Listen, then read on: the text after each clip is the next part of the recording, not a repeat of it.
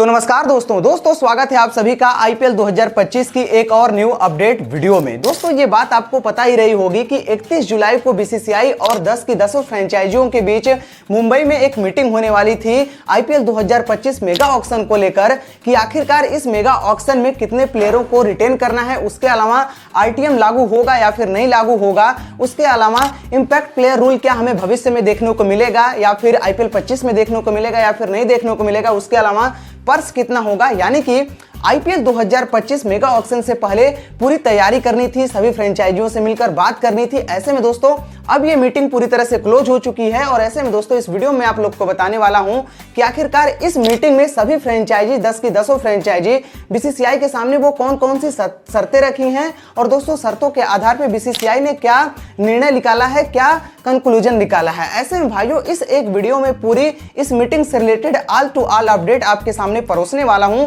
ऐसे में भाइयों ये वीडियो काफी इंटरेस्टिंग है, खासकर आईपीएल फैंस के लिए। ऐसे में इस वीडियो को आप पूरा कंप्लीट देखते रहिए। चलिए without wasting any time video शुरू करते हैं। तो भैया सबसे पहले हम सबसे बड़ी अपडेट की बात कर लेते हैं जो कि इस मीटिंग से निकलकर सामने आ रही है। भैया पहली अपडेट ये है कि बहुत सारे फ्रेंचाइजियों का मानना था, मेजर फ्रेंचाइजियों का मानना था कि ये जो मेगा ऑक्शन कराया जा रहा है, चाहे भविष्य में चाहे आईपीएल 25 में, अब की बार इसे पूरी तरह से क्लोज कर देना चाहिए। जी हाँ दोस्तों, मैं आप लोग को बता दूं CSK, KKR, GT, SRH, MI और गुजरात टाइटंस, ये 6 टीम ऐसी टीम थी जिनका मानना था कि ये जो मेगा ऑक्शन आईपीएल में कराया जा रहा है इसे पूरी तरह से क्लोज कर देना चाहिए, पूरी तरह से बंद कर देना चाहिए और कभी भी भविष्य में हमें मेगा ऑक्शन कराने की जरूरत नहीं है। जब भी यदि ऑक्शन कराना है तो हर साल मिनी ऑक्शन देखने को मिले, लेकिन मेगा ऑक्शन हमें कभी भी देखने को ना मिले। हालांकि दोस्तों 4 फ्रेंचाइजी ऐसी थी जिनका मानना था कि नहीं, ये बिल्कुल पूरी तरह से गलत है, मेगा ऑक्शन हर हाल में होना चाहिए, भले वो 3 साल में हो, 4 साल में हो, 5 साल में एक बार हो, लेकिन मेगा ऑक्शन होना चाहिए। और इसके पक्ष में आरसीबी, डीसी, पंजाब किंग्स और लखनऊ सुपर जायंट्स की टीमें थी। ये 4 टीमें ऐसी थी जिनका मानना था कि नहीं, मेगा ऑक्शन होना चाहिए, भले उसके लिए आप 5 साल में एक बार कराएं, 3 साल में एक बार कराएं, चाहे जब भी कराएं, जैसे भी कराएं, उसका रूल रेगुलेशन जो भी हो, लेकिन मेगा ऑक्शन होना चाहिए। हालांकि देखने वाली बात होगी कि बीसीसीआई इस पे क्या निर्णय लेती है। हालांकि मेरा पर्सनल ऐसा मानना है कि देखिए मेगा ऑक्शन सो होना चाहिए, हालांकि लगभग 5 सालों में होना चाहिए, ये पूरी तरह से करेक्ट है। क्योंकि देखिए 3 सालों में लगातार कोई टीम एक प्लेयर को बनाती है, फिर उसके बाद तुरंत मेगा ऑक्शन आ जाता है, तो फिर उस प्लेयर को रिटेन नहीं कर पाती है, खासकर अनकैप्ड प्लेयर को, तो ऐसे में थोड़ा दिक्कतों का सामना करना पड़ता है। हालांकि इसका मतलब ये नहीं होता कि आप मेगा ऑक्शन को ही बंद कर दें। यदि आप मेगा ऑक्शन को बंद कर देते हैं तो फिर आईपीएल की खूबसूरती को बंद कर देंगे, क्योंकि यदि आप मेगा ऑक्शन नहीं कराएंगे तो एक टीम बहुत ज्यादा मजबूत हो जाएगी, एक टीम बहुत ज्यादा कमजोर हो जाएगी, एक टीम कुछ नॉर्मल सा रह जाएगी, तो फिर कुछ ऐसा बैलेंस नहीं मिल पाएगा जहां पर सभी टीमें बराबरी की हों। ऐसे में मेरा मानना है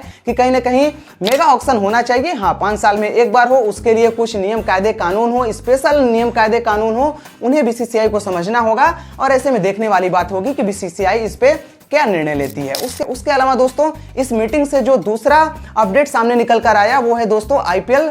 प्लेयर रिटेंशन को लेकर। जी हाँ दोस्तों, मैं आप लोग को बता दूं बहुत सारे फ्रेंचाइजियों का ऐसा मानना था कि यदि आप मेगा ऑक्शन कराते हैं, चाहे अब की बार ही कराते हैं आईपीएल 25 में ही, तो कम से कम आप 8 प्लेयरों को रिटेंशन करने की अनुमति दीजिए या फिर 8 आरटीएम दे दीजिए, राइट टू मैच कार्ड दे दीजिए। हालांकि दोस्तों इसके पक्ष में बहुत सारी फ्रेंचाइजी थी भी, इसके पक्ष में बहुत सारी फ्रेंचाइजी नहीं भी थी, लेकिन दोस्तों सबसे पहले जिसका नाम आया वो था केकेआर के शाहरुख खान का। जी हाँ दोस्तों, शाहरुख खान इस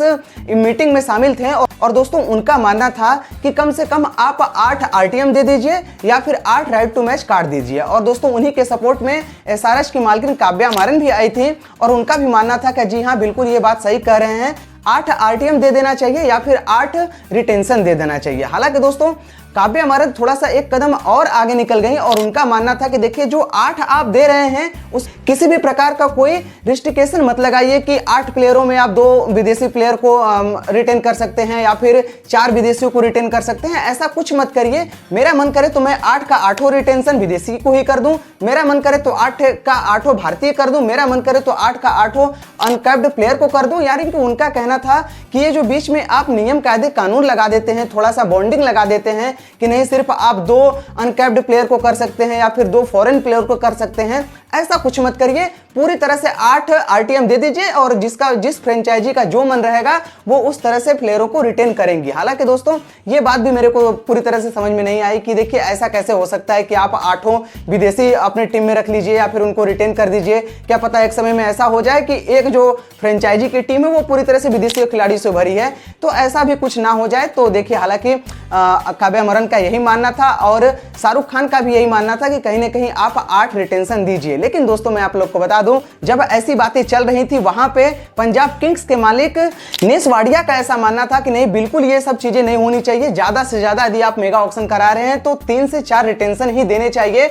और दोस्तों पता चला कि इसी बीच शाहरुख खान और नेस वाडिया के बीच थोड़ी सी बहस होती हुई दिखाई दी कि आखिरकार ऐसा होना चाहिए या फिर नहीं होना चाहिए। लेकिन दोस्तों जब मीटिंग खत्म हुई और नेस वाडिया बाहर आते हैं तो फिर उनसे जब पूछा जाता है कि भैया ये किस बात पे बहस हो रही थी, तो उन्होंने कहा कि देखिए ऐसा कुछ बात नहीं था, कोई बहस नहीं हो रही थी, बस हम लोग अपनी राय रख रहे थे, अपनी शर्तें रख रहे थे बीसीसीआई के सामने और एक बातचीत हो रही थी। और उन्होंने बताया कि देखिए हम तो 25 साल से शाहरुख खान को जानते हैं, तो ऐसे में ये जो अफवाहें चल रही हैं कि बहसबाजी हो गई थी, ऐसा कुछ नहीं था, हम लोग सिर्फ अपनी शर्तें रख रहे थे और बीसीसीआई वही निर्णय लेगा जो कि सबके हित में हो। हालांकि दोस्तों ये भी देखने वाली बात होगी कि बीसीसीआई कितने रिटेन अलाउड करती है। हालांकि यदि आप 8 रिटेन अलाउड करने की बात करते हैं तो मैं इसके पक्ष में बिल्कुल भी नहीं हूं, क्योंकि यदि कोई फ्रेंचाइजी 8 खिलाड़ियों को रिटेन करने की मांग कर रही है तो लगभग वो पूरी प्लेइंग 11 ही अपनी तैयार कर दे रही है। ऐसे में ज्यादा से ज्यादा 4 या 5 काफी है या फिर 6 काफी है, 8 तो पूरी तरह से हमें रॉन्ग ही समझ में आता है। हालांकि देखने वाली बात होगी बीसीसीआई इस पे क्या निर्णय लेती है। उसके अलावा दोस्तों नेक्स्ट अपडेट जो इस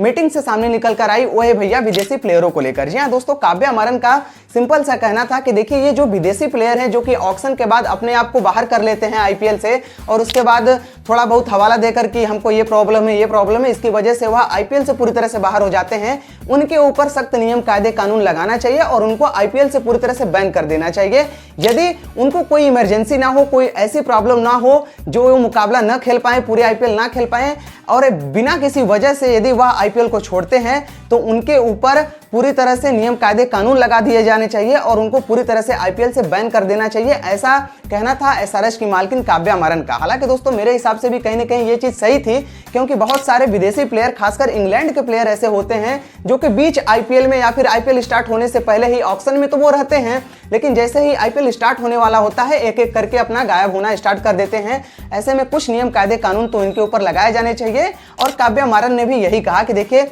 इनके ऊपर थोड़ा सा तो रिस्ट्रिक्शन लगाया जाना चाहिए, इनके ऊपर थोड़ा सा तो नियम कायदा कानून पेश किया जाना चाहिए कि भैया यदि आप ऐसा करते हो तो फिर आप आईपीएल से बैन हो जाओगे, यदि आपको ऐसा करना है तो आप पहले ही बता दीजिए। एनीवे दोस्तों आगे बढ़ते हैं और नेक्स्ट अपडेट की बात कर लेते हैं। इस मीटिंग से जो निकलकर सामने आई लास्ट अपडेट की बात करते हैं तो है भैया इंपैक्ट प्लेयर रूल को लेकर। जी हाँ दोस्तों, मैं आप लोग को बता दूं डीसी के ओनर पार्थ जिंदल साहब ने बताया कि देखिए बहुत सारे फ्रेंचाइजियों का ऐसा मानना है कि इंपैक्ट प्लेयर रूल होना चाहिए और बहुत सारे फ्रेंचाइजियों का ऐसा मानना है कि इंपैक्ट प्लेयर रूल नहीं होना चाहिए। हालांकि दोस्तों पार्थ जिंदल साहब ने यह कहा कि देखिए मेरा मानना है कि इंपैक्ट प्लेयर रूल नहीं होना चाहिए, 11-11 खिलाड़ियों का ही खेल होना चाहिए, वही सही है, क्योंकि यह भारतीय टीम के लिए खासकर काफी नुकसानदायक है, क्योंकि जो ऑलराउंडर होते हैं या तो अच्छी से वह गेंदबाजी नहीं कर पाते या तो वह बल्लेबाजी नहीं कर पाते, या फिर सिंपल सी भाषा में ये कहें कि ऑलराउंडर प्रदर्शन नहीं आता, क्योंकि आप एक एक्स्ट्रा बल्लेबाज खिला लेते हो, आप एक एक्स्ट्रा गेंदबाज खिला लेते हो। ऐसे में जिस लेवल के ऑलराउंडर भारतीय टीम में आने चाहिए भविष्य में वो उसके लिए काफी नुकसानदायक है, वो उस प्रकार के नहीं आएंगे। और ऐसे में दोस्तों पार्थ जिंदल साहब का यही मानना था कि देखिए मैं तो नहीं मानता कि इंपैक्ट प्लेयर रूल होना चाहिए, बाकी बहुत सारे फ्रेंचाइजियों का मानना है कि नहीं इंपैक्ट प्लेयर रूल होना चाहिए। उसकी वजह से यानी कि इंपैक्ट प्लेयर रूल की वजह से जो अनकैप्ड प्लेयर होते हैं उन्हें खेलने का मौका मिलता है। हालांकि दोस्तों मेरा भी यही मानना है कि इस इंपैक्ट प्लेयर रूल को पूरी तरह से हटा देना चाहिए, 11-11 खिलाड़ियों का ही खेल होना चाहिए, वही काफी अच्छा होता है और देखने में भी काफी अच्छा लगता है और उस लेवल के ऑलराउंडर भी भारतीय टीम के पास इस तरह से आएंगे। ऐसे में देखने वाली बात होगी कि बीसीसीआई इन सभी चीजों पे क्या निर्णय लेती है। तो भाइयों ये रही कुछ मेजर अपडेट इस मीटिंग से। आई होप आपको ये पूरी वीडियो समझ में आई होगी। बाकी दोस्तों देखने वाली बात होगी कि बीसीसीआई इस पे क्या निर्णय लेती है। और उसके अलावा दोस्तों बस मैं आपसे इतना ही कहूंगा कि यदि हमारी आप वीडियो पसंद आई हो, जानकारी पसंद आई हो तो वीडियो को लाइक करिए। चैनल पे यदि अभी तक आप नए हैं तो चैनल को भी सब्सक्राइब कर लीजिएगा। चलिए मिलते हैं नेक्स्ट वीडियो में किसी और वीडियो के साथ। यहां तक वीडियो देखने के लिए दिल से धन्यवाद।